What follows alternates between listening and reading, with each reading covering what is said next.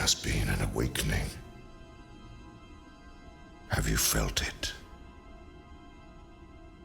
Oh, I felt it. There has been an awakening indeed. The movie we were so long waiting for is finally here. Star Wars The Force Awakens.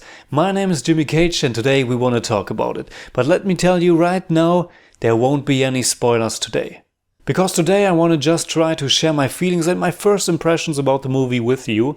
And I won't go into detail or talk about the overall story.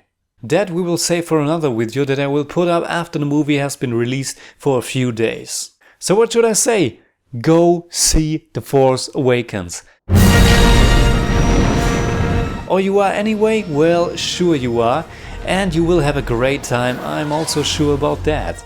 It should go without saying that the movie is almost nothing like the prequel films. Starting with the scrolling text at the beginning, it's character driven, no politics, and in the nature of an unstoppable thrill ride. It's fast, it's emotional, it's in your face, it's incredibly intense and it's also raw. It's also surprisingly brutal and dark, but of course not without many little moments of humor in it. It's the movie you expect from J.J. Abrams, or say you hope you will get from him.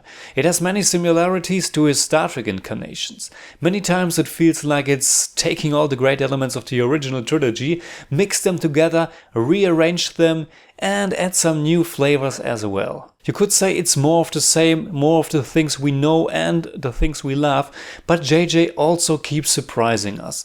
There is no moment where you want to look at your watch. It's a Star Wars movie from beginning to end. It's a Star Wars movie like you used to know them. It's a Star Wars movie like you used to love them.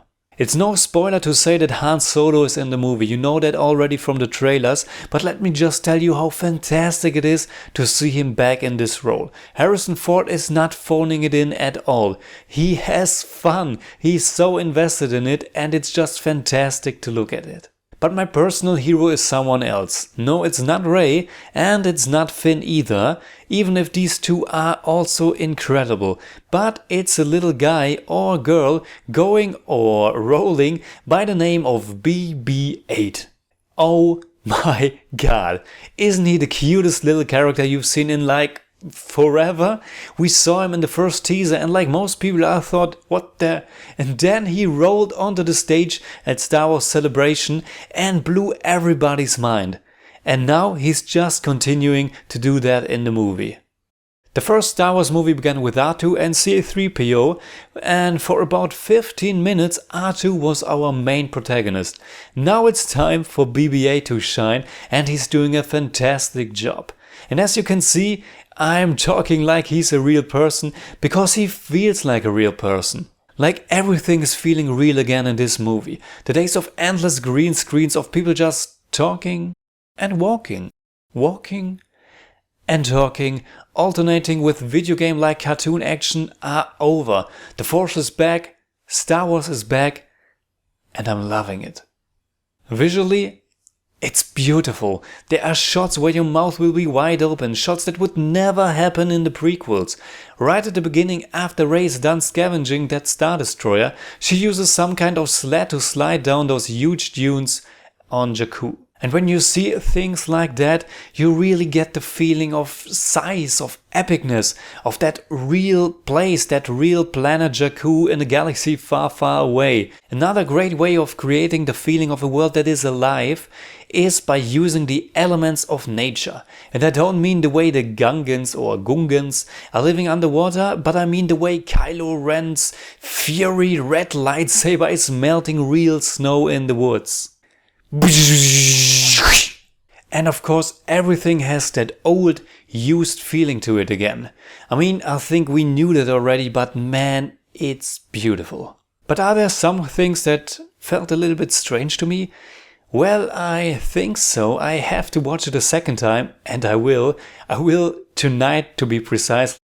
They made some bold choices in regard to the ongoing story of Star Wars, to the time between Jedi and this one. Some of it feels strange, some of it needs time to sink in. There are also some elements I didn't like as much, but at the same time I could geek out about 100 other things, and let alone all those great moments with BB-8. I have to think about the story and what they are doing with it now, but let me say just this. I'm really intrigued as to where we are going from here. What's next? But first, let's enjoy the shit out of The Force Awakens. There is so much there. I love to hear what you think about it, but today I will make it short because we all want to talk about it after we've seen it together. I had goosebumps, I cried, both tears of joy and tears of sadness. But as I said, I don't want to spoil anything, so let's just celebrate Star Wars together, and I'll be back with a more detailed look at it in a few days. May the Force be with you, always. Chewie, we're home.